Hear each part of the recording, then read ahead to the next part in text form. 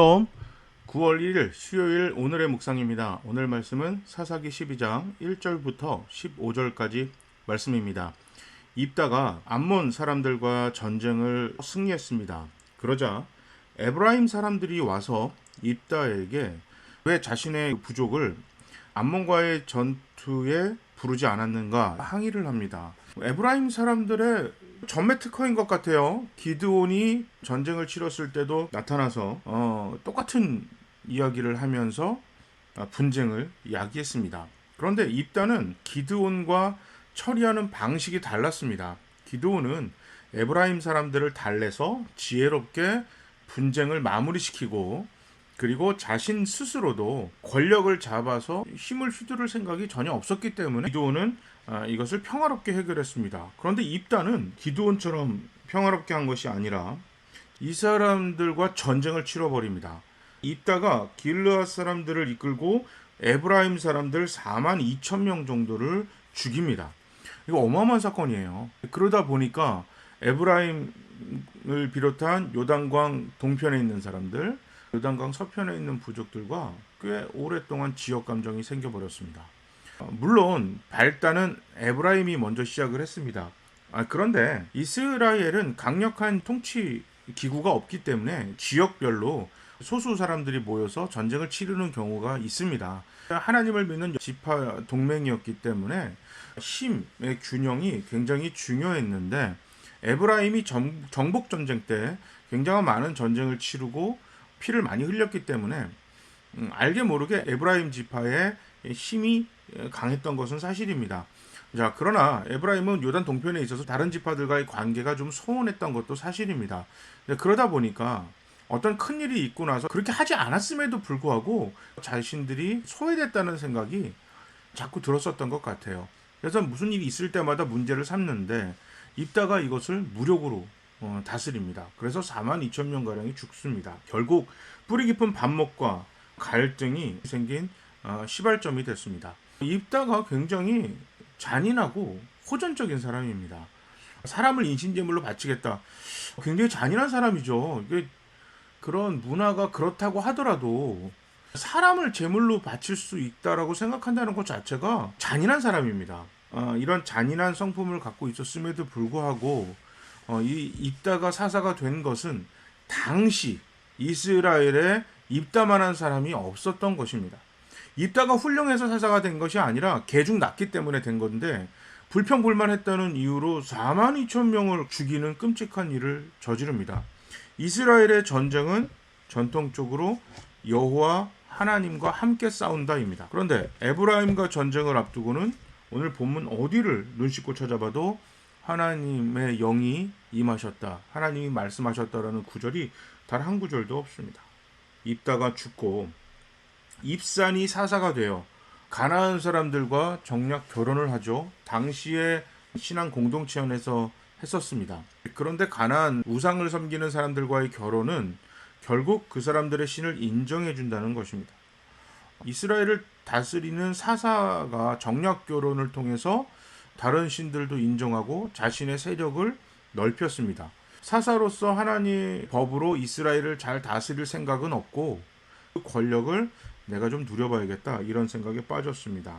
자, 입산이 죽고 엘론이 사사가 됩니다. 엘론이 죽고 압돈이 사사가 됩니다. 40명의 아들들과 30명의 손자가 있는데 70마리의 나귀를 타고 있다. 전에도 기드온의 이 장면이 나왔는데, 나귀를 탄다는 얘기는 통치권을 갖는다는 이스라엘의 전통적인 표현입니다. 지난번에는 이거를 안 다루고 갔는데요. 기드온도 그랬어요. 의전 차량을 탄 겁니다. 군대로 얘기하면 장성 차량을 탄 겁니다. 이 지역의 통치권을 사사인 압돈이 자녀들과 손주들에게 줬습니다. 이스라엘은 전통적으로 세습이 불가능합니다. 모세가 죽자 여호수아가 뒤를 잇습니다. 활용 관계가 전혀 아니죠. 여호수아가 죽고 그 다음에 사사들이 등장합니다. 사사의 조건은 딱 하나입니다. 당시에 이스라엘에서 하나님이 보실 때 믿음이 가장 좋은 사람이 사사가 되는 것입니다. 이것이 사사의 특징이에요. 세습 이런 건 전혀 없습니다. 기드온도 자녀들에게 나귀를 태웠다. 세습을 하려고 그랬어요. 결국 아비멜렉 가족에게 다 죽죠. 이게 끔찍한 일이 벌어지게 된 거는 아비멜렉이 나쁜 사람인 것도 있지만 기드온이 세습을 하려고 했었기 때문에 이 사단이 벌어진 겁니다. 그 이후로 세습이 일어나지 않다가 오늘 본문에 압돈이 세습이 일어납니다. 아론의 후손들은 계속해서 성전 업무를 보는 세습 활동을 하지 않습니까? 맞습니다. 그런데 이거는 가문의 이야기입니다. 그러니까 이 아론 지파의 가문은 이것밖에 못해요. 성전 일밖에 할 수가 없습니다. 장사도 못합니다. 농사도 못 집니다. 아무 일도 할 수 없습니다. 그냥 오직 이거밖에 못합니다. 그런데 대제사장은 투표로 뽑습니다. 그 대제사장은 세습이 안 돼요. 아론 지파가 유일하게 제사장 직문만 할 수 있는데 대제사장은 세습이 안 됩니다. 사업도 하고 싶고 운동선수도 되고 싶고 음악가도 되고 싶고 안 돼요. 못합니다. 아론의 가문들은 절대 할 수 없어요. 무조건 제사장만 해야 돼요. 그런데 그 안에서 대제사장은 세습이 아닙니다. 세습 자체가 썩어지게 만듭니다. 왜? 내가 별 노력하지 않아도, 하나님 앞에 신앙이 좋지 않아도, 내가 뭐 하지 않아도 뭐 그냥 세습이 되는 거거든요. 요즘 한국 교회도 세습이 문제가 많죠. 저도 세습했죠. 제가 세습을 했기 때문에 이거에 대해서 강력하게 비판적으로 얘기할 수 있는 것입니다. 예, 세습 안 됩니다. 절대 세습은 아닙니다. 장점이 10개라면 단점이 한 10,000가지 정도 돼요. 공동체가 좋아질 수 있죠. 그런 경우는 10,000경우에 1경우다 정도 생각하시면 돼요. 그럼 개천에서 용나듯이 일어나는, 마치 로또 당첨되는 듯한 일은 이루어질 수가 없어요. 성경에서 보면 세습 때문에 사단이 난 경우가 굉장히 많아요. 왕이 하나님을 향한 가장 큰 성경 안에서의 쿠데타입니다. 하나님이 왕이 아니라 인간의 왕을 세우겠습니다. 왕은 세습이에요. 결국 그 세습 때문에 이스라엘이 타락하고 사단이 납니다. 세습이 성경적이지 않다. 자꾸 뭐 목사 세습을 가지고 무슨 아론의 제사장 직분 얘기하면서 세습이 성경적이라고 얘기하는데요. 우리는 아론의 후손들이 아니잖아요. 전 백시입니다. 이스라엘 사람 아니에요. 한국 사람이에요. 예수님 시대의 안나스 가문 대제사장인데 사위 아들들에게 세습했습니다. 결국 끝장났습니다. 여러분, 세습은 좋지 않다. 제가 세습했기 때문에 말씀할 수 있습니다. 여러분, 세습은 옳지 않다.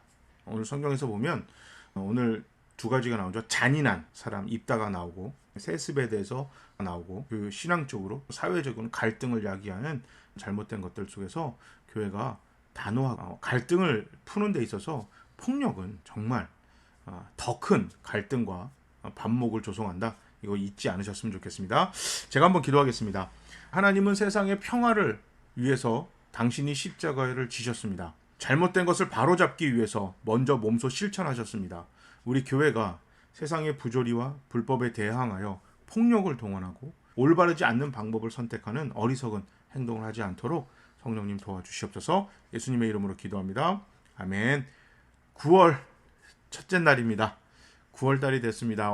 이번 달은 추석도 있고 이거 코로나 때문에 어떻게 될지 모르겠네요. 건강하시고 교회를 위해서 기도 많이 해주시고 우리 모두 힘냅시다. 샬롬.